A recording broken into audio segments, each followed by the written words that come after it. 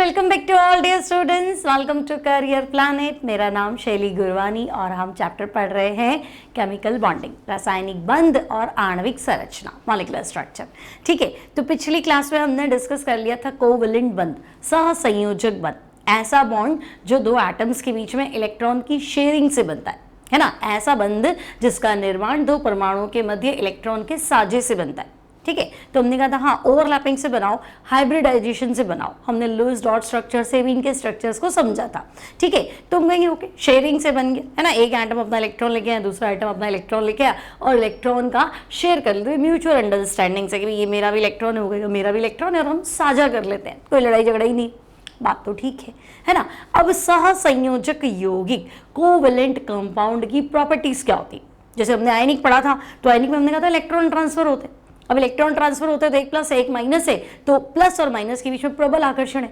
लेकिन यहाँ तो साझा करा है ना, तो यहाँ साझा करा है, शेयरिंग करा है, तो यहाँ ऐसा आकर्षण वाला तो कोई सिस्टम नहीं। तो हम कहेंगे नहीं, यहाँ पे तो म्यूचुअल अंडरस्टैंडिंग है, भाई हमने अपने इलेक्ट्रॉन्स को शेयर किया है, तो आकर्षण की तो कोई बात आएगी नहीं। और यहाँ जो मॉलिक्यूल्स है ना, यहाँ जो अणु बनता है, यौगिक बनता है, वो दूसरे से अलग, मतलब सिंगल मॉलिक्यूल है ना। एक मॉलिक्यूल जैसे H2, फिर दूसरा H2, फिर तीसरा H2, फिर चौथा H2, या एक CO2 का अणु, फिर दूसरा CO2 का मॉलिक्यूल, फिर तीसरा CO2, फिर चौथा CO2। डिस्क्रीट यूनिट है, विविक्त इकाइयां हैं। तो आज हम जानेंगे कोवेलेंट कंपाउंड की प्रॉपर्टीज क्या होती है। तो हम कहेंगे ओके चलो कोवेलेंट कंपाउंड बनेगा कैसे, तो हम कह रहे हैं शेयरिंग से बनेगा। गुण में सबसे पहले हम डिस्कस करते हैं फिजिकल स्टेट। तो मैंने अभी आपको बताया कि कोवेलेंट कंपाउंड सहसंयोजक यौगिक अणु या यौगिकों के रूप में होते हैं, है ना, जो विविक्त इकाइयां हैं, डिस्क्रीट यूनिट है, मतलब एक O2 का दूसरे O2 से कोई लेना देना नहीं है, दूसरा O2 कहेगा मेरा तीसरे से कोई लेना देना नहीं, हम सब अलग अलग। तो भाई जब सब अलग अलग हो तो सब अलग अलग रहोगी, दूर दूर रहोगी, और दूर दूर रहोगे तो वॉन डेर वाल आकर्षण बल, जहाँ कोई अट्रैक्शन फोर्स नहीं होता वहाँ आपका आंसर होगा van der Waal attraction force. तो मैं कहूँ CO2 में कौन सा आकर्षण है, तो आपका आंसर वॉन डेर वाल आकर्षण बल, सबसे दुर्बलतम आकर्षण बल। ठीक है, तो अब सहसंयोजक यौगिक जो है वो डिस्क्रीट यूनिट के रूप में रहते हैं, विविक्त इकाइयों के रूप में रहते हैं, इसलिए जनरली ये क्या होंगे, तो भाई जनरली या तो गैस होंगे या लिक्विड होंगे। ठीक है, तो कहेंगे ठीक है may be gas may be liquid, but sometimes कभी कभी तुम्हें ये ठोस के रूप में भी मिलेंगे। तो कहेंगे ठीक है ठोस हो सकता है तो थोड़ा सॉफ्ट होगा, जैसे कोयला। अब कोयला ठोस तो है लेकिन सॉफ्ट है, टूट जाता है ना हाथ से, तो हम कहेंगे हाँ पॉसिबल तो है। सल्फर है, आयोडीन है, तो ये सॉफ्ट सॉलिड है। ग्रेफाइट है ना, तो हम कहेंगे अच्छा ठीक है भी ठोस होंगे तो सॉफ्ट होंगे। लेकिन कभी कभी ऐसे भी फंस जाएंगे कि हार्डेस्ट है ना, सबसे कठोरतम पदार्थ क्या है, तो हम कहेंगे डायमंड। तो डायमंड में तो कार्बन, डायमंड का फॉर्मूला क्या है कार्बन, कोयले का फॉर्मूला भी क्या है, तो हम कहेंगे कार्बन। लेकिन कोयला कार्बन का अक्रिस्टलीय रूप है ना, कोयले में कार्बन एटम व्यवस्थित नहीं है तरीके से, अमॉर्फस है, नॉन क्रिस्टलाइन है, अक्रिस्टलीय रूप है। लेकिन डायमंड तो हम कहेंगे नहीं भाई डायमंड में तो कार्बन का संकरण है sp3, एक कार्बन जो है वो अपनी चतुष्फल की ज्यामिति बना रहा है, दूसरा उसके साथ, तीसरा उसके साथ, चौथा, बहुत सारे टेट्राहेड्रन है और वो एक 3D के अंदर प्रॉपर वे में अरेंज्ड है। तो हम कहेंगे हाँ भाई कठोरतम।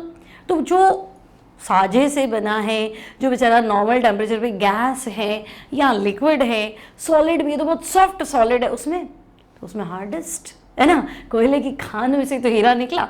तो हम कहेंगे हाँ जनरली तो ऐसा नहीं होता है, बट लेकिन जो मिला वो हमें हार्डेस्ट मिला, ये बोरॉन कार्बाइड B2C, या फिर है ना क्या बोलते हैं silicon carbide SiC, silica SiO2, जिसे तुम रेत बोलते हो ना मिट्टी, सिलिका है ना, तो हार्डेस्ट है ना, टूटती है क्या, जो बिल्कुल स्मॉलेस्ट पार्टिकल उसको तोड़ो तो टूटता तो नहीं है, वो भी कोवेलेंट है। तो फिलहाल आपको बताना भी फिजिकल स्टेट। तो देखो रूम टेम्परेचर पे अगर हम जनरल बातें करेंगे ना बच्चे, तो हम कहेंगे अच्छा ठीक है जनरल बात करो, तो सामान्यतया कमरे के ताप पर है ना, रूम टेम्परेचर पे अगर मैं बात करूं तो कमरे के ताप पर ये क्या होंगे, तो हम कहेंगे भाई ये या तो क्या होते हैं द्रव होते हैं या गैस होते हैं। ठीक है, सामान्यतया कमरे के ताप पर, नॉट गमले के ताप पर, कमरे के ताप पर ये द्रव अथवा गैसीय अवस्था में पाए जाते हैं। ठीक है, लिक्विड भी तब होगा बच्चे जब इसमें हाइड्रोजन बॉन्ड होगा, अदरवाइज ये गैस होते हैं है ना, तो हम कहेंगे ओके गैसीय अवस्था में पाए जाते हैं।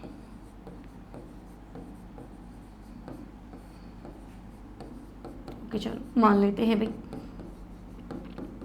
नॉर्मली ये आपको या तो गैस मिलेगा या फिर क्या मिलेगा, लिक्विड मिलेगा, है ना। गैस ये इसलिए क्योंकि ये डिस्क्रीट यूनिट होगा, सिंगल यूनिट होगा। सिंगल यूनिट मतलब समझे एक CO2 है, बस एक ही CO2 को पढ़ना है, दूसरे CO2 से उसका कोई लेना देना नहीं है, दूसरे CO2 का तीसरे CO2 से कोई लेना देना नहीं है, सब अलग अलग है। लेकिन अगर मैं NaCl की बात करूँ तो Na+ चारों तरफ Cl-, तो चारों तरफ Na+, फिर वो Na+ तो चारों तरफ Cl-। 3D में इतना बड़ा स्ट्रक्चर लेके बैठे हो तो हम कहेंगे हाँ स्ट्रक्चर तो बहुत बड़ा है 3D के अंदर, है ना। तो वो क्या था, तो हम कहेंगे हाँ तो प्रबल आकर्षण था, इस चक्कर में वो ठोस हो गया, क्या ऐसा कुछ है नहीं, ठीक है। तो गैस है या लिक्विड है, लिक्विड इसलिए क्योंकि अब आने वाले क्लास में पढ़ेंगे हाइड्रोजन बॉन्ड, इंटरमॉलिक्यूलर और इंट्रामॉलिक्यूलर, अंतः अणुक हाइड्रोजन बंध और अंतर अणुक हाइड्रोजन बंध, ठीक है। तब ये हम पढ़ेंगे कि भाई लिक्विड क्यों होते हैं, है ना। अब तो हम कहेंगे देखो कभी कभी ये ठोस अवस्था में भी पाए जाते हैं,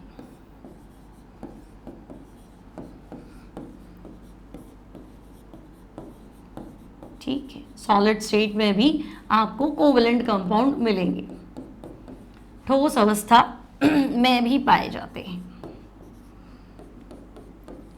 अब सॉलिड स्टेट में कैसे, तो हम कहेंगे देखो अगर हम बात करें सॉफ्ट सॉलिड, मृदु ठोस, तो आप बताओ कि भाई फॉस्फोरस है, सल्फर है ना। सल्फर तो आपको होगे S8 रहेगा, फॉस्फोरस हमारा P4 रहेगा, है ना। या फिर आप बात करो ठोस I2, आयोडीन थोड़ा भारी होता है ना इसलिए फिर ठोस अवस्था में आ जाता है ऐसे, ठीक है।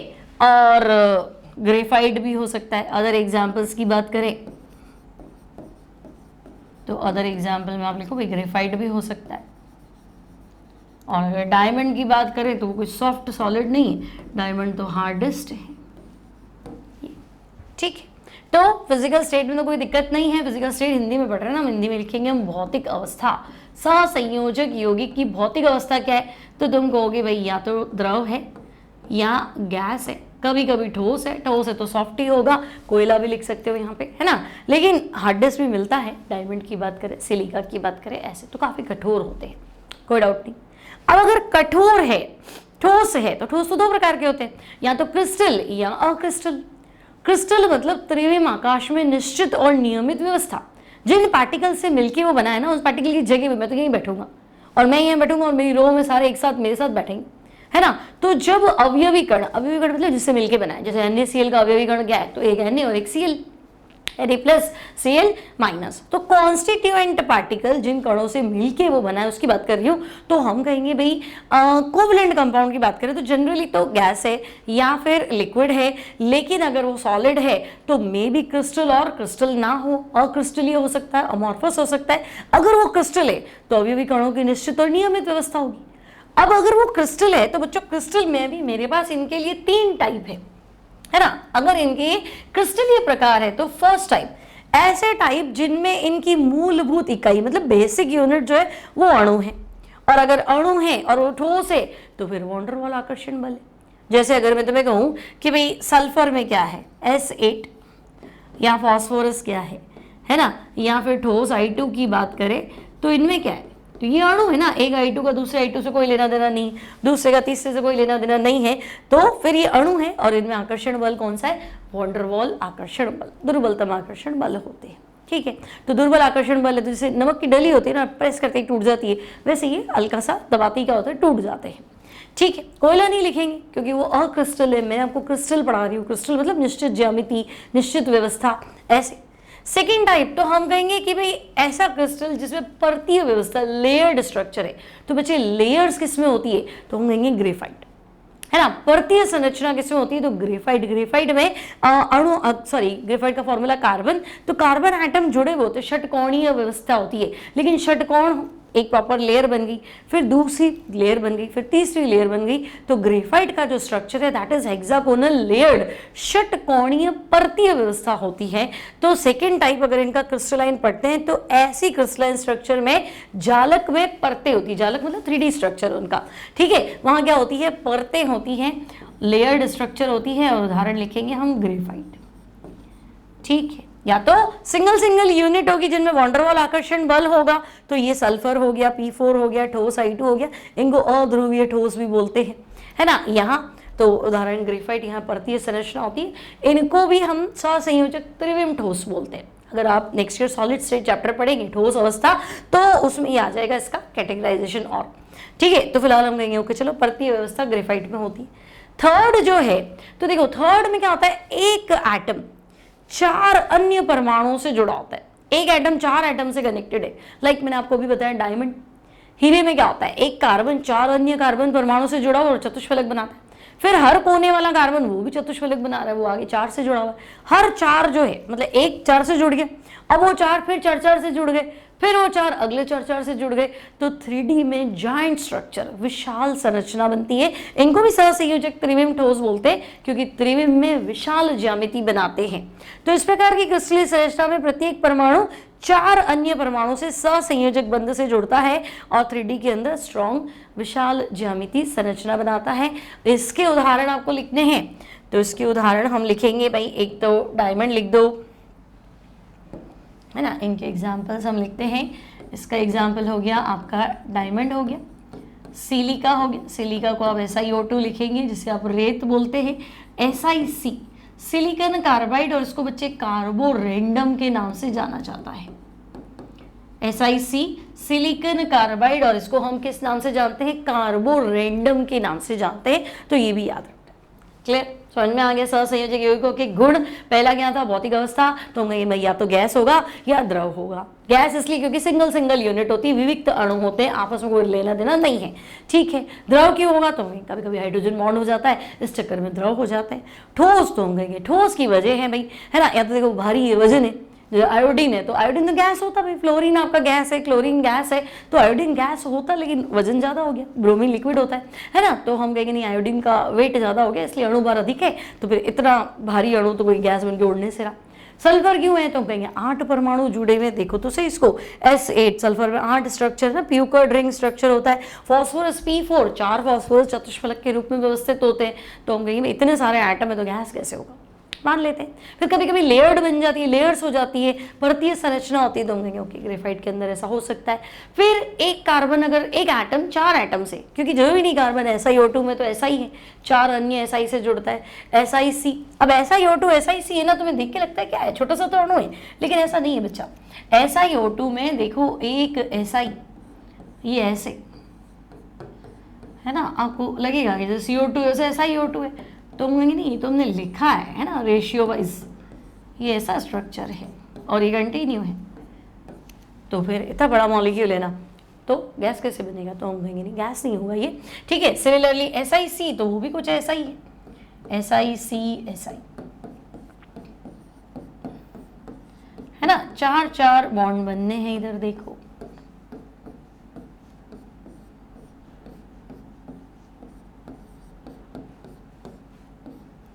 ऐसा। ठीक है, सिलिकॉन कार्बाइड है बच्चे, इसका नाम मैं लिख देती हूँ, this is silicon carbide. Silicon carbide को हम कार्बोरेंडम बोलते हैं। आपको कोई पूछ ले कार्बन की संकरण अवस्था बताओ, सिलिकॉन की संकरण अवस्था बताओ, है ना, कार्बन नहीं, इसको हम बोलेंगे कार्बोरेंडम। ठीक है, SiO2 इसको हम सिलिका बोलते हैं, ये आपका सिलिका है। बात समझ में आई ऐसे। ठीक है, तो इतने बड़े स्ट्रक्चर है 3D के अंदर, तो गैस और द्रव तो होने से रहा, और सॉफ्ट सॉलिड भी नहीं हो सकता, है ना, थोड़ा मजबूत होता है, हार्ड होता है। ठीक है, कोई दिक्कत नहीं यहाँ तक। तो हम कहेंगे चल भौतिक अवस्था भी क्लियर है, और अगर क्रिस्टलीय संरचना है तो भी क्लियर है।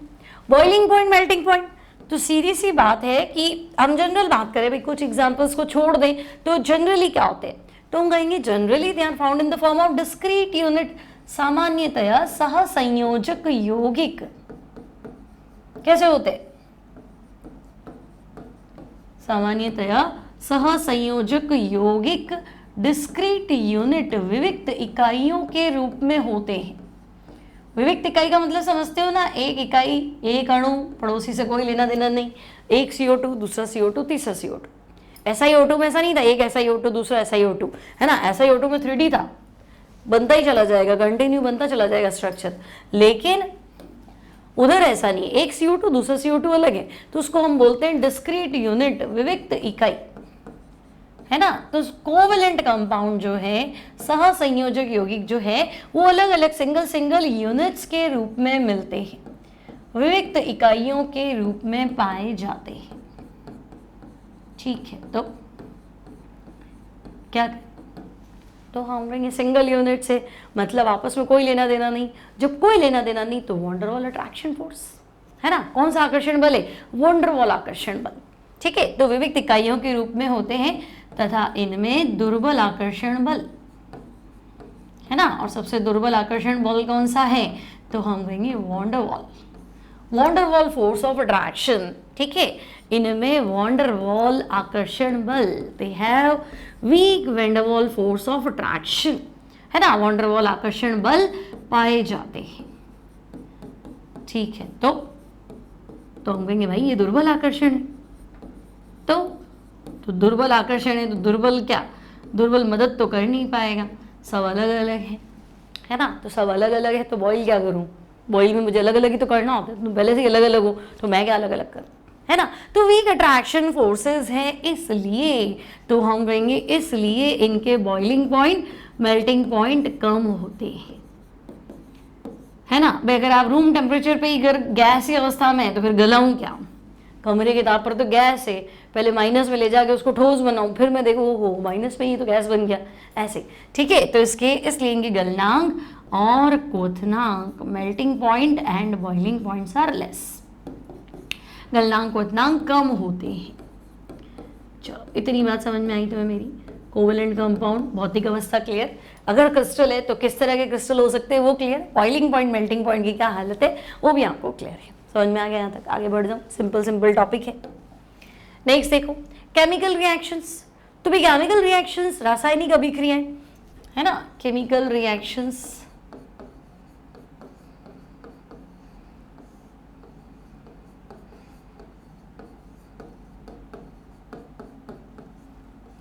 केमिकल रिएक्शंस में क्या, तो मैं कहूँगी देखो आयंस में तो बड़ा मजा आ रहा था अपने को। जैसे मान लो मैंने NaCl और AgNO3 मिला दिया, अब NaCl ठोस है, AgNO3 ठोस है, NaCl का जलीय विलयन AgNO3 के जलीय विलयन में मिला दिया। तो NaCl का जलीय विलयन मतलब नमक नहीं है, Na प्लस है, Cl माइनस है। AgNO3 भी अब वो ठोस अवस्था में तो रहा नहीं, Ag प्लस है, NO3 माइनस है। जैसे ही विलयनों को मिलाया तो Ag प्लस कहेगा ओहो Cl माइनस आया, मिल के व्हाइट पीपीटी, सफेद अवक्षेप, तो वो तो अपना सेटल हो जाएगा, है ना। और Na प्लस और NO3 माइनस NaNO3, तो ऑपोजिट आयन एक दूसरे को पहचान लेते हैं। जैसे बिछड़े हुए लोग मिलते हैं ना, पहचान लेते हो इसको तो मैं जानता हूँ, है ना। लेकिन यहाँ ऐसा नहीं है। यहाँ क्या होता है, पुराने बॉन्ड टूटेंगे और नए बॉन्ड बनेंगे, और वो सोचेंगे कि नया बॉन्ड बना के मुझे कुछ फायदा है कि नहीं है। ये नहीं कि मैं मजबूत बॉन्ड तोड़ रहा हूँ और कमजोर बंध बना रहा हूँ, नहीं, साझे से बंध बना है ना। सहसंयोजक बंध का निर्माण दो परमाणुओं के मध्य इलेक्ट्रॉन के साझे से होता है, शेयरिंग से होता है, अंडरस्टैंडिंग से होता है कि भाई हम शेयर करें या नहीं करें। तो अगर हम शेयर कर रहे हैं सोच समझ के, तो तोड़ना भी तो सोच समझ के, कि हम तोड़ देते हैं अपना बंध, नया बना भी लेते हैं, लेकिन जो बना रहे हो मजबूत तो है, पता चला पुराना ही तोड़ दिया और नया भी बेकार है ना। तो ऐसे तो नहीं करते ना, ऐसे तो लाइफ में भी नहीं करते कि पुरानी फ्रेंडशिप तोड़ दूं, नया फ्रेंड बना लो, पता चला नया फ्रेंड तो बिल्कुल ही फ्रेंड तो है वो बिल्कुल ही क्या है, फर्जी, और पुराना बेचारा मेरा चला गया। ऐसा नहीं होता है ना। थोड़ी थोड़ी डिस्टेंस आती है, थोड़ी थोड़ी दरार आती है पहले, क्या ये मेरी बात नहीं समझता है, सुन नहीं रहा है, ठीक है, इधर उधर नए फ्रेंड्स बना रहा है, तो थोड़ा बॉन्ड लूज होता है ना। और नया कोई अगर हमारी लाइफ में आता है, नया फ्रेंड आपको मिला, तो थोड़ा उसकी तरफ अट्रैक्शन होता है। फिर आती कंफ्यूजन वाली सिचुएशन कि इधर जाऊं या ना जाऊं, उसको बोलते हैं संक्रमण अवस्था, ट्रांजिशन स्टेट, कि पुराने बॉन्ड्स लूज हो रहे हैं, नए बॉन्ड बन रहे हैं, है ना। तो एक स्थिति ऐसी आई कि पुराना टूटने वाला है, नया बंध बनने वाला है, लेकिन रुकना पड़ता है सोच समझिए कि नया बंध जो बन रहा है वो मजबूत होना चाहिए पुराने के कंपैरेटिवली, तब तो हम जाएं, अदरवाइज छोड़ो, वापस पीछे ही चले जाते हैं।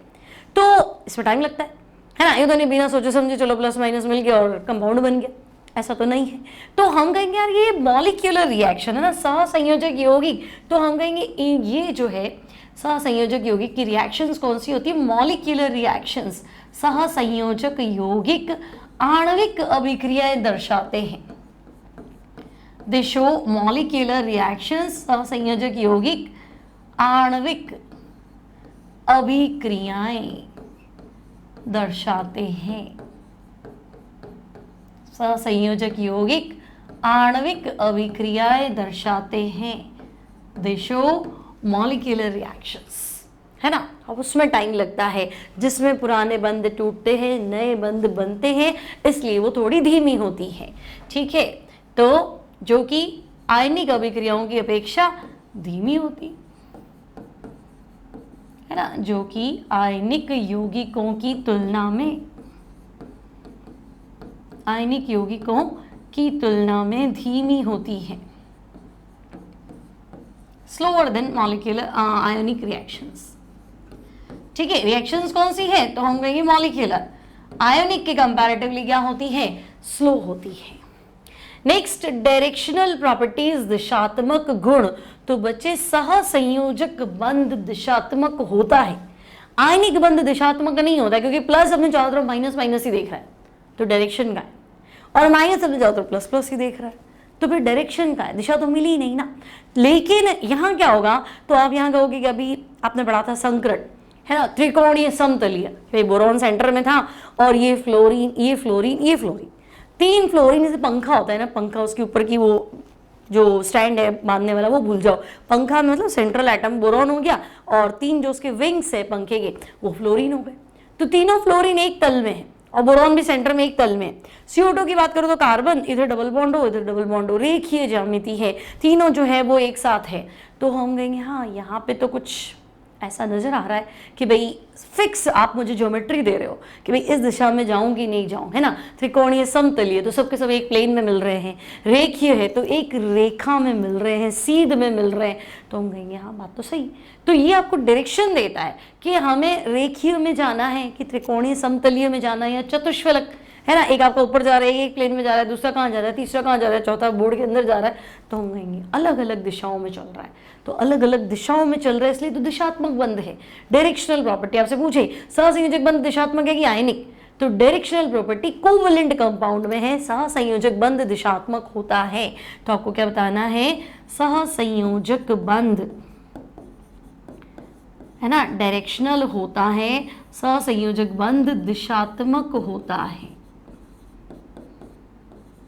ठीक है। इसी कारण इसमें समावयवता देखने को मिलेगी। डायरेक्शन चेंज कर दो, एक एटम को अपनी जगह से हटा के दूसरी जगह शिफ्ट कर दो तो कुछ नया ही एटम बन जाएगा, नया ही कंपाउंड बन जाएगा, अभी बताऊंगी कैसे। तो फिलहाल आपको लिखना है सहसंयोजक बंध क्या होता है, दिशात्मक होता है, सहसंयोजक यौगिकों में दिशात्मक गुण पाया जाता है। कौन से यौगिक दिशात्मक होते हैं, सहसंयोजक यौगिक दिशात्मक होते हैं। कौन से अदिशात्मक होते हैं, तो आयनिक यौगिक जो है दे आर नॉन डायरेक्शनल, अदिशात्मक होते हैं, ठीक है। अब बात करें इलेक्ट्रिकल कंडक्टेंस यानी कि विद्युत चालकता, है ना, विद्युत चालकता, इलेक्ट्रिकल कंडक्टेंस। तो देखो अभी आपने कहा कि जनरली दे आर लिक्विड है या क्या बोलते हैं गैसीय स्टेट में है, तो फिर वहां का आएगा करंट आएगा।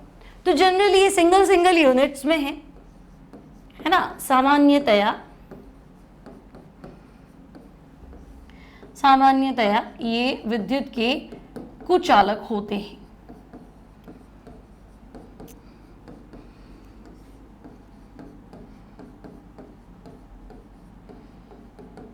ठीक है। जनरली इनमें कोई करंट वरंट नहीं आता है ना। लेकिन ग्रेफाइट तो होंगे भाई, देखो ग्रेफाइट जो है, ग्रेफाइट में आपको अयुग्मित इलेक्ट्रॉन मिलेगा और अयुग्मित इलेक्ट्रॉन मिलेगा तो चलेगा, इलेक्ट्रॉन चलने को ही तो अपन करंट पास करना कहते हैं, तो हम कहेंगे नहीं। ग्रेफाइट जो है वो विद्युत का चालक होता है। अब ऐसा क्यों हुआ कि ग्रेफाइट में आपको करंट मिला बाकी नहीं मिलता है, तो बाकी तो इलेक्ट्रॉन की शेयरिंग हो जाती है, तो घूमने के लिए स्वतंत्र नहीं है, फ्री नहीं है ना। लेकिन ग्रेफाइट में, ग्रेफाइट विद्युत का चालक है, क्यों है, तो हम कहेंगे क्योंकि इसमें अयुग्मित इलेक्ट्रॉन है। और अयुग्मित इलेक्ट्रॉन क्यों है, तो हम कहेंगे देखो यहाँ जो संकरण है वो sp2 है, तो कार्बन में तो sp3 संकरण हो सकता था ना, sp2 है, एक अनपेयर्ड इलेक्ट्रॉन इसका पड़ा है सब जगह, है ना, अपनी कक्षक के अंदर, और वो फ्री है चलने के लिए, दैट्स व्हाई ग्रेफाइट जो है वो विद्युत का चालक है। डायमंड तो हम कहेंगे नहीं, उसमें चतुष्फल की संरचना है, डायमंड में करंट नहीं आता, वो विद्युत का कुचालक है, ठीक है। अब बच्चे कुछ ऐसे कंपाउंड है ना, कुछ इनके क्या बोलते हैं सेल्फ आयोनाइजिंग कंपाउंड जो है, ठीक है, स्वतः आयनित यौगिक भी, सेल्फ आयोनाइजिंग कंपाउंड, स्वतः आयनित यौगिक भी विद्युत के चालक होते हैं। अब ये नई चीज आई, सेल्फ आयोनाइजिंग कंपाउंड विद्युत के चालक होते हैं। मतलब क्या कहना चाहता है? तो ये कह रहा है देखो भाई, करंट आने की दो ही वजह होती है, तो मुक्त इलेक्ट्रॉन हो, जैसे धातु, मेटल में करंट आता है ना, सोने में, चांदी में, कॉपर में, पीतल में, सब में करंट आता है। तो हम कहेंगे वो तो मेटल है, धातु है, धातु में तो भाइतम कोश के इलेक्ट्रॉन क्या है, फ्री घूमते रहते हैं, चलेंगे तो करंट आएगा। फिर आयनिक कंपाउंड तो हम कहेंगे वो तो आयंस बन जाते हैं, तो प्लस और माइनस वो चार्ज है, आवेश तो करंट आना ही है, फिर उसी को तो हम कहते हैं आवेश के प्रवाह की दर को धारा कहते हैं। तो आवेश दे दिया तो प्रवाह तो करेगी, तो हम कहेंगे उसमें भी करंट आना चाहिए था। इसमें क्यों आ रहा है? यहाँ तो आपने इलेक्ट्रॉन को बांध लिया, साझा करवा लिया, अब आप कह रहे हो फ्री नहीं है, मूव नहीं कर सकता। लेकिन कुछ कंपाउंड ऐसे हैं जो सहसंयोजक है लेकिन आयोनाइज्ड हो जाते हैं। लाइक अगर मैं आपसे बात करूं कि देखो अमोनिया और अमोनिया है ना, अमोनिया और अमोनिया, तो भाई एक अमोनिया प्रोटॉन छोड़ देगा और दूसरा एक्सेप्ट कर लेगा। NH3 है, H प्लस बाहर निकाल दो, सोचो NH3 है, इसमें से H प्लस बाहर निकाल दो, तो अगर मैं सिर्फ H बाहर निकालूं तो NH2 हो जाता है, और प्लस बाहर निकालूं तो पीछे माइनस बन जाता है। सही है, NH3 है, H बाहर निकालो तो NH2, प्लस बाहर निकालोगे तो पीछे माइनस रह जाएगा ना, बात तो सही। फिर NH3 है, इसमें H प्लस जोड़ दो, तो NH3 में H जोड़ दिया तो NH4, और चार्ज भी तो लोगे फिर प्लस भी तो लेना पड़ेगा, तो NH4 प्लस। तो अमोनिया और अमोनिया क्या करता है, एक अमोनिया प्रोटॉन छोड़ता है, दूसरा जो है वो एक्सेप्ट कर लेता है, तो ये कुछ ऐसा बनाता है NH4 प्लस और NH2 माइनस। ठीक है, तो सेम चीज आपको वाटर में भी देखने को मिल जाएगी, वाटर प्लस वाटर, तो एक वाटर प्रोटॉन छोड़ देगा, है ना, तो वाटर में से H प्लस निकालो, दिमाग लगाओ, OH माइनस, दूसरे वाटर को प्रोटॉन पकड़ा दो तो H3O प्लस। तो फिर अब ये आयन बन गए ना, आयन बन गए तो करंट आएगा। हमने तो पहले ही कहा था कि करंट आने की दो वजह, या तो आवेश या मुक्त इलेक्ट्रॉन। ग्रेफाइट में करंट आ रहा था क्योंकि मुक्त इलेक्ट्रॉन, फ्री इलेक्ट्रॉन, क्योंकि sp2 संकरण था, और आवेश तो हम कहेंगे आप खुद ही प्लस माइनस बना रहे हो, आप तो आयोनिक कंपाउंड टाइप बिहेव कर रहे हो, तो करंट आना बनता है। ठीक है, नेक्स्ट आपके पास जो टॉपिक है वो है आइसोमेरिज्म, यहाँ लिख दो, दिख रहा है ना, ठीक है ना।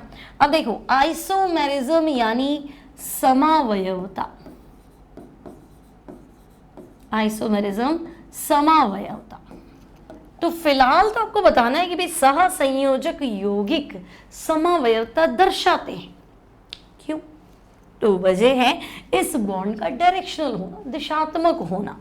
तो सहसंयोजक बंध दिशात्मक होता है, दिशा बदल दो कंपाउंड ही चेंज हो जाएगा, है ना। 3D में एटम्स का पोजीशन चेंज कर दो, कुछ मत करो, स्थिति बदल दो उसकी, ठीक है। डबल बॉन्ड इधर का इधर घुमा दो, आपका कंपाउंड नया हो जाएगा, कुछ नई चीज बन जाएगी, ठीक है। तो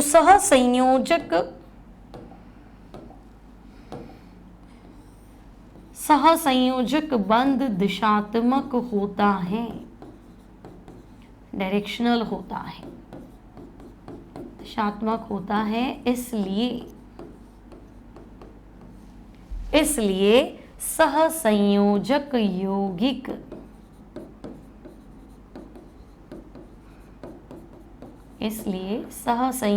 यौगिक समावयवता दर्शाते हैं, है ना। आइसोमेरिज्म शो करते हैं, समावयवता दर्शाते हैं। अब कैसे भाई, क्यों आपको लगा कि कोवलेंट कंपाउंड जो है वो डायरेक्शनल है और वो क्यों समावयवता दर्शा रहे हैं? तो देखो एग्जाम्पल,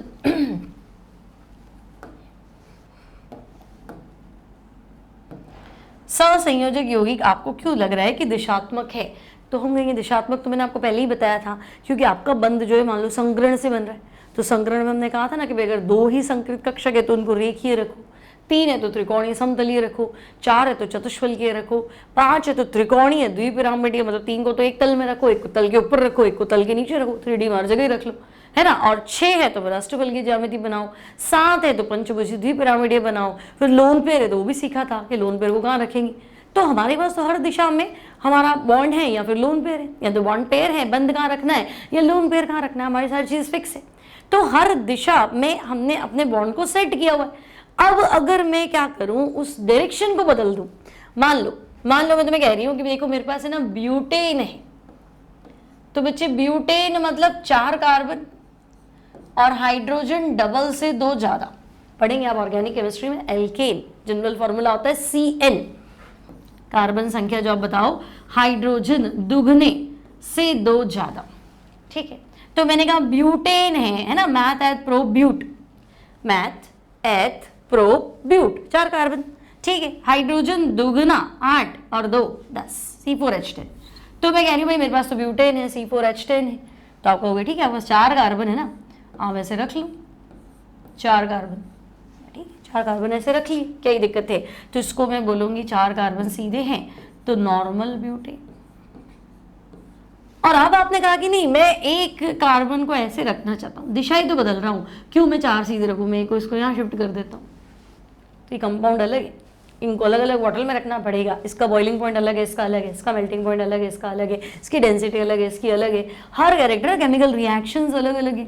ये आपका आइसोब्यूटेन, तो समझिए दिशा बदल गई, कंपाउंड ही बदल गया। संग्रहित कक्षकों का डायरेक्शन बदल गया, आपने sp3 संग्रहित कक्षक यहाँ से हटा के यहाँ रख दिया, आपका कंपाउंड ही बदल गया, नई बॉटल में रखो। लेकिन NaCl है तो उसको लिखूं कैसे, NaCl दूसरा कोई तरीका है ही नहीं, Cl तो लिख नहीं सकते, आगे प्लस लिखते हैं पीछे माइनस लिखते हैं, तो उसको लिखने का भी एक ही तरीका है। समावयवता मतलब अणुसूत्र एक है, एक ही तो फॉर्मूला है, अणुसूत्र समान है ना, एक ही फॉर्मूला है, लेकिन संरचना सूत्र देखो मैंने 2 अलग अलग स्ट्रक्चर्स बनाए हैं। तो ऐसे यौगिक जिनके अणुसूत्र समान है, स्ट्रक्चर अलग अलग है, ध्यान से समझो भाई। मैंने कहा 4 कार्बन लिखो सीधे, तो तुमने कहा सीधे लिखना, ये लो ऐसे लिख दिया, है ना। मैंने कहा 4 कार्बन जोड़ो सिंगल बॉन्ड से, तो तुमने कहा ऐसे भी जोड़ सकते हैं, ऐसे भी जोड़ सकते हैं, और कोई तरीका हो तो आओगे वैसे घूम फिर के यहाँ पे ही, है ना। इसको तुमने सोचा यहाँ नहीं यहाँ रख लूँ, तो बात वही रहेगी, ठीक है। थोड़ा ऑर्गेनिक में पढ़ोगे इसको, है ना, तो हम कहेंगे संरचना अलग अलग हो गई ना, अणुसूत्र समान है लेकिन मॉलिक्यूलर स्ट्रक्चरल फॉर्मूला, तो हम कहेंगे नहीं, संरचना सूत्र तो भिन्न भिन्न है, molecular formula same, structural formula different. तो इन्हें क्या बोलते हैं, इन्हें बोलते हैं आइसोमर्स, समावयवी। तो ये चीज आपको कहाँ देखने को मिलेगी, यही देखने को मिलेगी, है ना, ऑर्गेनिक केमिस्ट्री में देखने को मिलेगी, जनरली कार्बन वाले में, ठीक है। तो हम कहेंगे यार दिशात्मक है ये, डायरेक्शन बदलता हूँ कंपाउंड ही बदल जाता है, ठीक है। तो इसको समावयवता बोलते हैं, इस परिघटना को, इस गुण को, इस फिनोमिनन को क्या बोलते हैं, समावयवता। क्लियर है। Now next point we have solubility, विलेयता। अब विलेयता से आप क्या समझे, सहसंयोजक यौगिकों की विलेयता, ठीक है। तो हम कहेंगे देखो विलेयता का है ना सीधा सीधा एक ही कॉन्सेप्ट है, कोई भी चीज को घोलना है तो एक कॉन्सेप्ट आपको हमेशा याद रखना है, लाइक डिसॉल्व्स इन लाइक, समान समान को घोलता है। मतलब एक चीज ध्रुवीय है दूसरी चीज ध्रुवीय है, घुल जाएगी। एक चीज अध्रुवीय है दूसरा भी अध्रुवीय है, घुल जाएगा। एक ध्रुवीय है एक अध्रुवीय है, फिर कोई मतलब नहीं, है ना। पढ़ने वाला बच्चा है सक्सेसफुल है, नहीं पढ़ रहा है ठीक है, ओके, कुछ ना कुछ तो कर ही लेंगे। लेकिन एक पढ़ने वाला है एक नहीं पढ़ने वाला है, अब गड़बड़ है, हो सकता है नहीं पढ़ने वाला पढ़ने लग जाए और पढ़ने वाला ना पढ़ने लग जाए, उल्टा हो सकता है, कुछ भी हो सकता है, तो ऐसा करना ही नहीं है, ठीक है।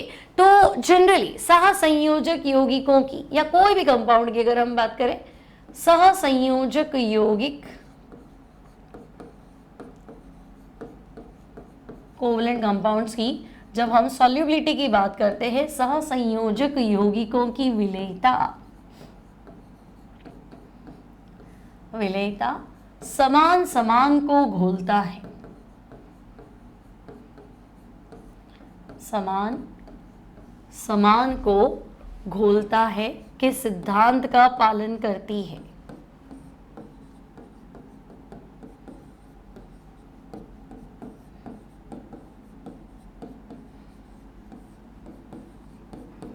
लाइक डिसॉल्व्स इन लाइक के सिद्धांत का पालन करती।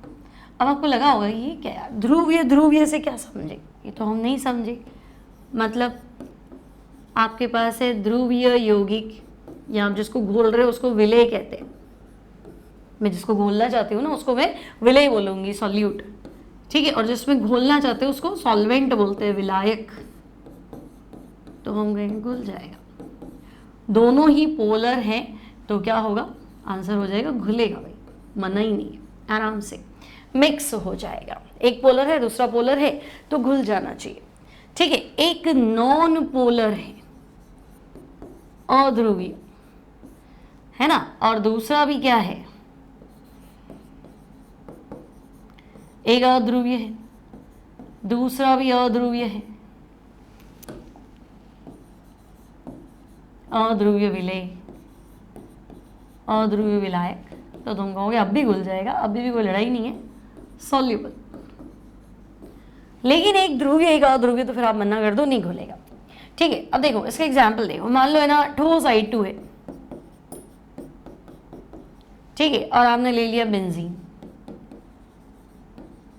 तो हम कहेंगे I2 भाई, आई सिंगल बॉन्ड आई, ध्रुवीय मतलब समझते हो, एक हिस्सा प्लस एक हिस्सा माइनस, है ना। तो बेंजीन C6H6, यहाँ कोई कार्बन हाइड्रोजन में प्लस माइनस तो करने से रहे, ठीक है। और यहाँ तो हम कहेंगे नहीं, ये भी नहीं हो सकता, तो फिर ये दोनों आराम से क्या हो जाएंगे, या दोनों आराम से जो है वो मिक्स हो जाएंगे, ये दोनों आराम से क्या हो जाएंगे, मिक्स हो जाएंगे। पोलर में जैसे मान लो HCl गैस है और जल, ठीक है, तो HCl गैस जल में विलय होती। अब ऐसा क्यों हुआ, तो देखो HCl होता है H सिंगल बॉन्ड Cl, ये पॉजिटिव और ये नेगेटिव, और जल क्या होता है, तो मैं कहूंगी जल होता है HOH, H positive OH negative, आंशिक, डेल्टा मतलब आंशिक, अलग नहीं हुए, बात चल रही अलग होने की, हुए नहीं, है ना। तो HCl एक डाइपोल बन गया, एक हिस्सा प्लस एक हिस्सा माइनस, इसको हम बोलते हैं द्विध्रुव, ठीक है। तो वाटर भी तो एक डाइपोल है ना, तो हम कहेंगे या माइनस प्लस कर देता हूं, ये भी क्या है, तो ये भी द्विध्रुव है। तो इनमें क्या है, इनमें है द्विध्रुव द्विध्रुव आकर्षण, dipole dipole interaction, so they are soluble, लड़ाई नहीं है ना। तो द्विध्रुव द्विध्रुव आकर्षण, type of van der Waal force of attraction कह सकते हो, आगे आप पढ़ेंगे गैस स्टेट में 5 प्रकार के वंडरवॉल आकर्षण बल होते हैं। एक द्विध्रुव द्विध्रुव आकर्षण, भाई तुम्हारे पास प्लस है ना, तो मेरा माइनस तुमसे अट्रैक्ट हो रहा है, और तुम्हारे पास जो माइनस है उससे हमारा प्लस अट्रैक्ट हो रहा है, और ये लोग आपस में जो है वो रहना चाहते हैं, ठीक है। तो क्या ही दिक्कत है ना, जैसे मतलब कजन्स कह जाते हैं ना, हम 2 भाई बहन हैं, वो भी हमारे 2 भाई बहन हैं, फिर एक की एक से बनती है, दूसरे की दूसरे से बनती है, तो वो एक और वो एक, तो ये हम 2 थे, ये भी 2 थे, लेकिन अब हम रहते ऐसे कि मेरा एक इससे बनता है, वो कहता मेरा तो इससे बनता है, ऐसे, और 3-4 फैमिलीज होती है तो ओके, है ना। तो ऑपोजिट चार्ज वाले हिस्से, ऑपोजिट नेचर वाले, या कुछ भी अपन कनेक्शन कर सकते हैं कि हाँ वो लोग अट्रैक्शन में रहते हैं, कि हाँ उनकी अच्छी ट्यूनिंग है, तो बस ये ऐसा ट्यूनिंग है। तो फिलहाल इस ट्यूनिंग को हम डाइपोल डाइपोल इंटरैक्शन बोलते हैं।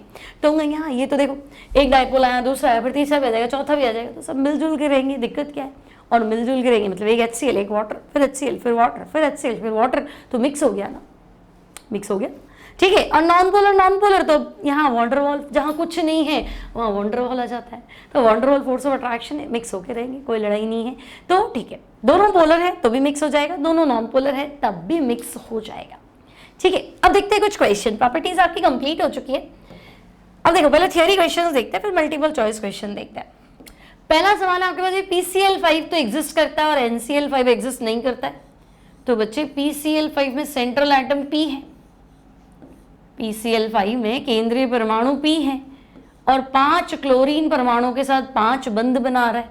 अब मुझे बताओ फॉस्फोरस की तो कैपेसिटी ही कितनी है, 5 बॉन्ड बनाने की है, परमाणु क्रमांक 15 है ना, 2 8 5, या फिर नाइट्रोजन फैमिली का है, नाइट्रोजन की भी तो कैपेसिटी नहीं, नाइट्रोजन की कैपेसिटी तो 3 बंध बनाने की है ना। नाइट्रोजन क्या करेगा, ज्यादा से ज्यादा 3 बंध बनाएगा, एक पेयर रखता है।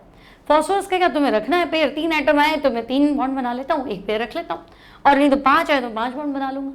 क्यों नहीं करता नाइट्रोजन ऐसा, तो मैंने आपको सिखा रखा है। देखो फॉस्फोरस के आइटम कोश में 5 इलेक्ट्रॉन है, ये 5 क्लोरीन के साथ साझा करके 5 बंध बना लेता है, और 5 बंध में संकरण सिखाया था, bond pair plus lone pair. 5 बंध में संकरण होता है sp3d, बिल्कुल 5 बंध में संकरण होता है sp3d। 5 कक्षक ले लो, पहला s फिर p फिर p फिर p और फिर d, sp3d। तो हम कहेंगे sp3d संकरण है, और 5 को सेट करो तो पंखा, एक डंडे ऊपर एक डंडे नीचे, पंखा मतलब त्रिकोणीय समतलीय, लेकिन एक डंडे ऊपर आ गई तो एक पिरामिड, एक डंडे नीचे आ गई तो त्रिकोणीय द्विपिरामिडी। तो नाइट्रोजन बना लेता, तो भाई नाइट्रोजन करने में तो हम जिंदगी में बहुत कुछ कर सकते थे, पर प्रॉब्लम आ गई ना। 2s/2p3 कूदाओ, कूद जाओगे। लाइक कहाँ कूदेगा यार, 2s है 2p है, 2d तो है ही नहीं, 2d तो नहीं है, तो हवा में थोड़ा जंप करना है, जंप करो भाई, है ना। खिड़की से कूद जाओ तो थोड़ा ना बिल्डिंग से नीचे कूद जाना है, अंदर कूदो। कूदने का मतलब ये थोड़ा ना जगह हुई तो ही तो कूदोगे, हवा में कूद जाएंगे तो है ही नहीं ना 2d। तो हम कहेंगे रिक्त डी, रिक्त डी छोड़ो, डी नहीं है ना। रिक्त डी कक्षक, 2d कक्षक अनुपस्थित है, कहाँ कूदे, जंप करने की तो जगह ही नहीं है ना। तो फिर अधिकतम कितने बंद बनाएगा, 3। ज्यादा से ज्यादा लोन पे डोनेट कर देगा तो 4। अधिकतम बंदों की संख्या, कोवेलेंसी, सहसंयोजकता। तो फास्फोरस की सहसंयोजकता 5 होती है, क्योंकि फास्फोरस P लिख दूं, P में रिक्त डी कक्षक। रिक्त इसलिए कि जम कराओ तो खाली तो हो, किसी घर में तो हमने जम करना, लोग रह रहे खाली हो, तो रिक्त 3d कक्षक उपस्थित है ना, और डी कक्षक उपस्थित है, इसलिए संकरण हो गया sp3d और ये बन गया। यहाँ तो यहाँ डी नहीं है तो जंप नहीं होगा। तो अधिकतम सहसंयोजकता 4, वो भी 3 की शेयरिंग और 1 डोनेशन ऐसे। तो फिर हम कहेंगे डी कक्षक नहीं है तो 5 बंद तो नहीं बनने, इसलिए नहीं बनेगा, ये बनेगा, कोई बात नहीं। ठीक है, इतनी बात क्लियर है। आगे बढ़ते हैं। नेक्स्ट है आपके पास CO2 गैस है और SiO2 सॉलिड है, एक्सप्लेन करो। बिल्कुल, CO2 में क्या है, C डबल बॉन्ड हो, C डबल बॉन्ड हो, है कि नहीं। अब देखो ये सिग्मा बॉन्ड है, ये पाई है, ये सिग्मा है, ये पाई है। तो देखो बच्चे, कार्बन का आकार छोटा है, इसके बाद ये 2p कक्षक है। ऑक्सीजन का आकार भी छोटा है, उसके बाद भी 2p कक्षक है। इधर वाला ऑक्सीजन, इसका आकार भी छोटा है, एक ही तो क्या बोलते पीरियड के मेंबर है, एक ही आवर्त में आ रहा है ना। तो कार्बन के छोटे आकार के कारण ये अपने ऑक्सीजन, पड़ोसी ऑक्सीजन के साथ एक इलेक्ट्रॉन का, भाई सिग्मा तो बना ही दिया, दूसरा फिर साझा कर लेता है और पाई बॉन्ड बना लेता है। और इधर वाले ऑक्सीजन के साथ भी यही कर रहा है ना। इसको भी कह रहा है यार, तो भी राजी है, तेरे साथ भी हम क्या करते हैं, साझा कर लेते हैं अपन इलेक्ट्रॉन का और पाई बंद बना लेते हैं। तो सिग्मा तो इससे पहले ही बना लिया था, है ना, पहला बंद सिग्मा और दूसरा क्या है तो पाई। एक बार लिखना है पाई, नहीं तो फिर तुम्हें लगेगा डबल ऐसे। तो कार्बन के छोटे आकार के कारण, स्मॉल साइज ऑफ कार्बन, ठीक है, आंसर थ्योरी में अपने आप लिखोगे, कार्बन के छोटे आकार के कारण, कार्बन और ऑक्सीजन दोनों के छोटे आकार के कारण, नॉट ओनली कार्बन, ठीक है। तो कार्बन अपने छोटे आकार के कारण, ऑक्सीजन के छोटे आकार के कारण क्या करेगा, ऑक्सीजन के साथ पाई बॉन्ड बना लेता है, और ये पाई बॉन्ड होता है पी पाई,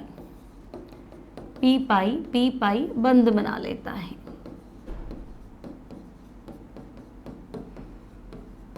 ठीक है, तो देखो CO2 एक डिस्क्रीट यूनिट है, मतलब अकेला अणु है CO2। एक CO2 का दूसरे CO2 से कोई लेना देना नहीं है, हम सिंगल है। ओके, SiO2 में ऐसा है क्या, तो हम कहेंगे नहीं। SiO2 में ऐसा ही क्या कहेगा कि यार मेरा साइज तो बड़ा है, ऑक्सीजन छोटा है, इसके साथ पाई बॉन्ड तो कम से कम नहीं बनेगा। दो ऐसा ही तो होते ही नहीं है ना, एक ऑक्सीजन होता है बीच में। ठीक है, इतना ही बनाओ, बाकी तुम्हें बताइए, आगे ऐसे सेट कर लेना इसको। 3D है ना तो बड़ी ज्योमेट्री होती है। ठीक है, ये कुछ ऐसा बना लो बस। सब सिलिकॉन की 4 संयोजकता, ऑक्सीजन की 2 संयोजकता। तो अब सिलिकॉन क्या है, तो देखो सिलिकॉन का जो p कक्षक है ना 3p, ये बड़ा है। ऑक्सीजन का जो p कक्षक है ना वो 2p, वो छोटा है, ये 2p है, ये 3p है। तो ऐसा नहीं है, ये सेट नहीं होता है, इनके बीच में बॉन्ड बनाना थोड़ा मुश्किल है ना। तो हम कहेंगे भाई क्या करें, नहीं बन रहा बॉन्ड, तो पाई तो नहीं बनाएंगे, तो क्या कोई दिक्कत नहीं है, जम करा लो, सिग्मा बना लो, क्या ही दिक्कत है।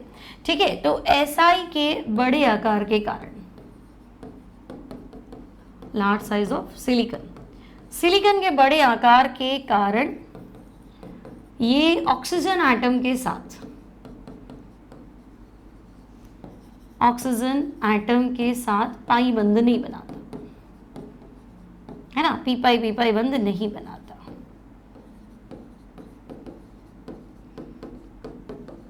है ना। इसलिए ये 3D में बड़ी ज्योमेट्री, विशाल अणु है।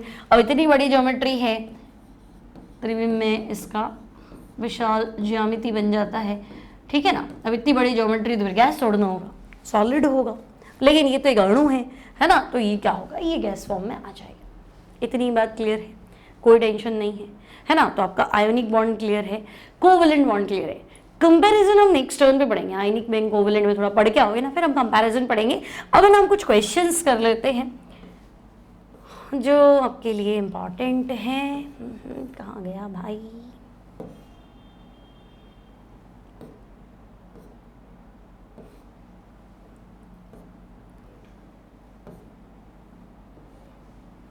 चलो अब आंसर तुम्हें देने फटाफट सोच सोच के। कौन सी दशा मतलब कंडीशन है ना, अब वो कंडीशन बताओ तुम जो बॉन्ड फॉर्मेशन के पक्ष में है, सपोर्ट करती है। बंध कब बने? आकर्षण ज्यादा, बिल्कुल डे 1 पढ़ाया था, डे 1 लेक्चर 1। बंध निर्माण होता है जब दो परमाणुओं के मध्य आकर्षण तो अधिकतम, लेकिन स्थितिज ऊर्जा ना, ग्राफ नीचे आया था याद करो, स्थितिज ऊर्जा क्या होनी चाहिए? मिनिमम। तो हम कहेंगे अधिक आकर्षण तो ठीक है, स्थितिज ऊर्जा तो गड़बड़ है, कम आकर्षण तो होना ही नहीं चाहिए, अधिक आकर्षण कम स्थितिज ऊर्जा, ये ओके है। तो यहाँ आपका करेक्ट आंसर जो है दैट इज ऑप्शन 3। कम स्थितिज ऊर्जा, low potential energy, stability maximum, आकर्षण अधिकतम। ठीक है, नेक्स्ट टेक योर टाइम जल्दी से। कौन सा तत्व कभी भी अष्टक नियम का पालन नहीं करेगा? सोचो सोचो, अष्टक नियम मतलब 8 नहीं होने चाहिए। सोडियम 2 8 1 छोड़ देगा, फ्लोरीन 2 8 7 एक्सेप्ट कर लेगा, सल्फर 2 8 6 2 एक्सेप्ट कर लेगा, हाइड्रोजन बेचारा डुप्लेट ही कर पाएगा ना भाई, 1s1 है, छोड़ दूं या एक्सेप्ट करा लूं, क्या ही होगा? या तो छोड़ दूं एक इलेक्ट्रॉन तो 0 हो जाऊंगा, और अगर एक इलेक्ट्रॉन एक्सेप्ट कर लेता हूं तो 1s2, मतलब हर स्थिति में ये डुप्लेट रहेगा। अष्टक मतलब 8, तो आप डुप्लेट में जा रहे हो, 2 में जा रहे हो। ठीक है,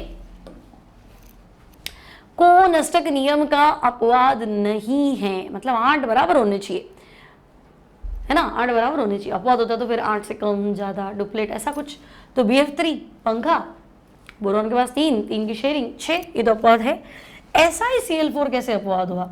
ऐसा ही तो कार्बन फैमिली का है। कौन सीता गीता? तो कार्बन 4 बंध बनाता है, सिलिकॉन कहेगा मैं भी 4 बंध बनाऊंगा, तो फिर 4 खुद के 4 के शेयरिंग 8 हो गए ना, ये तो अपवाद है। BeI2 में तो तुम्हें पता ही है ना, ये तो आपका इस तरह से बेरिलियम बेचारा ज्यादा 2 बॉन्ड बनाएगा।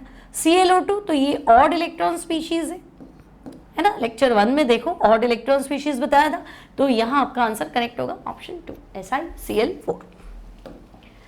नेक्स्ट क्लोरीन का ऑक्साइड जो विषम इलेक्ट्रॉन है, अभी तो बताया। ClO देखो, OCl2 मत करियो, OCl2 कैसे करोगे? ये तो ऐसा है ना, ऑक्सीजन सेंट्रल है, ठीक है, क्लोरीन के पास एक इलेक्ट्रॉन है शेयरिंग के लिए, ये आंसर नहीं है, आंसर ये है। ठीक है, ClO2 मतलब भाई एक तो डबल बॉन्ड बना लेते हैं, एक और अगर आप कहो तो डबल बॉन्ड बना लेते हैं, चाहे लोन पे डोनेट कर दो, उससे फर्क नहीं पड़ेगा, दोनों कंडीशन सही मानी जाती है। तो क्लोरीन के पास तो 7 है ना, हेलोजन आखिर में क्या आता है? आवर्त सारणी की इनर्ट गैस 8, और इनर्ट गैस है जस्ट पहले हेलोजन मतलब 7 में से 4 तो आपने काम में ले ली, एक पेयर रख लिया 6, तो एक अकेला इलेक्ट्रॉन है ना, ये अकेले इलेक्ट्रॉन को ही तो हम बोलते हैं ऑड इलेक्ट्रॉन, विषम इलेक्ट्रॉन। तो भाई हमारा आंसर यहाँ होगा ClO2। नेक्स्ट बिगनर बॉक्स 2 में जाएं। संयोजकता बंध सिद्धांत के अनुसार जब 2 अभिकारक परमाणु, है ना, ये भी हमने पढ़ा नहीं ना, ठीक है, 2 परमाणुओं के मध्य सहसंयोजक बंध का निर्माण होता है तो स्थितिज ऊर्जा, ये ठीक है। संयोजकता बंध सिद्धांत, वैलेंस बॉन्ड थियरी नहीं पढ़ी, लेकिन इस सवाल का जवाब दे सकते हैं। बंध तभी बनेगा जब 2 परमाणुओं के मध्य आकर्षण बहुत ज्यादा हो, तब अतिव्यापन की स्थिति आएगी, ओवरलैपिंग होगी, साझा होगा, चाहे ट्रांसफर होगा, है ना, और सिस्टम की potential energy should be minimum, stability maximum. ठीक है, चलो नेक्स्ट, त्रिबंध में, त्रिबंध मतलब समझे ना, ट्रिपल बॉन्ड, त्रिआबंध में या त्रिबंध में कुल इलेक्ट्रॉन का साझा, ये बच्चों इन्होंने वैसे सिंपल है, single bond, double bond, triple bond. एक बॉन्ड मतलब 2 इलेक्ट्रॉन, इससे आपको बहुत सारे कॉन्सेप्ट्स क्लियर होते हैं। ठीक है, एक बॉन्ड मतलब 2 इलेक्ट्रॉन, तो 3 बॉन्ड मतलब क्या? 6 इलेक्ट्रॉन। तो त्रिबंध में क्या होगा? 6 इलेक्ट्रॉन का साझा होगा, तो करेक्ट आंसर ऑप्शन 4। कौन सा विन्यास आयोडीन की द्वितीय उत्तेजित अवस्था? ध्यान करना, सेकेंड एक्साइटेड स्टेट। अब देखो, आयोडीन मतलब हैलोजन है कि नहीं है? बोलो, आयोडीन मतलब हैलोजन है। अब तुम्हें विन्यास नहीं आ रहा तो इतना टेंशन नहीं लेना है ना, कि तुम पहले उसका लिखो 1s2 2s2 2p6, कोई बात नहीं। हैलोजन है, हैलोजन में जनरल क्या होता है? NH2 NP5, बाह्यतम कोश में 7 इलेक्ट्रॉन होते ना, NS2 NP5, तो ये NS यहाँ 2 इलेक्ट्रॉन होंगे, I में 5s आता है, 5s2 5p5, बट आपको नहीं याद है तो इट्स ओके। 5 है ना, 1 2 3 4 5, 5 मतलब यहाँ n का मान 5 रख लो, 5s2 5p5। अब मैं कह रही हूँ द्वितीय उत्तेजित अवस्था, सेकेंड एक्साइटेड स्टेट, तो बेटा फर्स्ट एक्साइटेड स्टेट में पहला इलेक्ट्रॉन जो कि पेयर्ड है और नजदीक है आगे वाले के, मतलब अगला कोई डी होगा ना, ये एनडी कक्षक हो, तो प्रथम उत्तेजित अवस्था मतलब ये जंप करेगा, और सेकेंड एक्साइटेड स्टेट मतलब ये जो डबल है और नजदीक है, सिंगल तोड़ दे, अपना घर खाली करके दूसरा घर तोड़ना पड़ जाएगा, ये डबल है ये जाएगा, फिर ये जाएगा, तो तुम कहोगे सेकेंड एक्साइटेड स्टेट में NS में तुम्हारे 2 इलेक्ट्रॉन पड़े, NP में देख लो अब हो गए 3, है ना, और 2 कहाँ चले गए, तो हम कहेंगे D में चले गए, 2 इलेक्ट्रॉन हमारे ND कक्षक में चले गए। तो अब चेक करो, NS2 NP3 ND, तो हमारा करेक्ट आंसर जो है दैट इज ऑप्शन 3, सही है ना।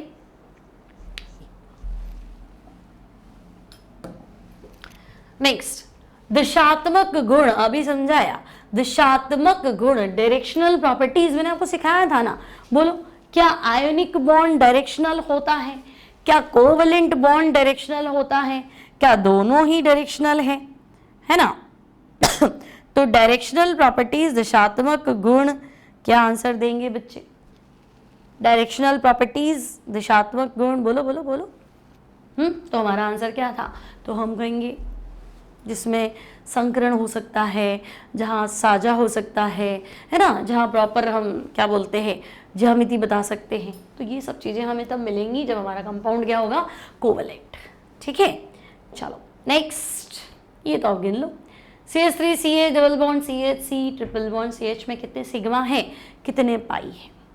तो देखो बच्चा CH3 इसको ऐसे लिखो, है ना, अगर आप बिगनर से अभी सीख रहे तो ऐसे लिखे, CH3 मतलब कार्बन की 4 संयोजकता है ना, तो फिलहाल 3 हो गई, फिर CH ये लो डबल बॉन्ड, फिर CH, फिर C, फिर ट्रिपल बॉन्ड, फिर C, अब चाहे तो H ऐसे लिखो। ठीक है, अब पाई बॉन्ड तो तुम्हें वैसे ही गिनने में आ रहे हैं, देखो डबल बॉन्ड में 1 सिग्मा 1 पाई, ट्रिपल में सिग्मा ही होता है पहला, बाकी सारे पाई होते हैं, और सिंगल बॉन्ड हमेशा सिग्मा, है ना, तो गिन लो। ठीक है, तो पाई तो तुम्हारे पास 3 है, यानी कि दूसरा तीसरा ऑप्शन तो गलत ही है, पाई बंद तो ले दे के है ही कितने 3 है ना, डबल बॉन्ड में 1 और ट्रिपल बॉन्ड में 2, तो ये गलत है ये गलत है। सिग्मा गिन लो तो देखो 3 ये रहे, 4 5 6 7 8 9 और 10, तो वी हैव 10 सिग्मा एंड 3 पाई। ठीक है, तो यहाँ कंप्लीट हुआ हमारा आज का लेक्चर, आज की क्लास अच्छी लगे एंड में बोलती हूँ, फिर लिखोगे एंड में क्यों बोलते, शुरू में बोल दिया करो, पहले पढ़ लो समझ में आ जाए तो लाइक करके बनना जाना। ठीक है, और शेयर किया करो थोड़ा सा, 11 के सब्सक्राइबर्स कम हैं, 12th वाले तो काफ़ी सारे हैं, तो अपने दोस्तों के साथ फ्रेंड्स के साथ, है ना, जो नीट जेईई की तैयारी कर रहे हैं उनके लिए बिल्कुल बेसिक इन्फॉर्मेशन है, ये आएगा तो आपके क्वेश्चंस बनेंगे, थियोरी क्लियर नहीं होगा। और वन शॉट में मत जाओ अभी से, वन शॉट तब बच्चा पढ़ता है जब उसने पूरा चैप्टर डिटेल में पढ़ लिया है, अब पढ़ने का टाइम ही नहीं है।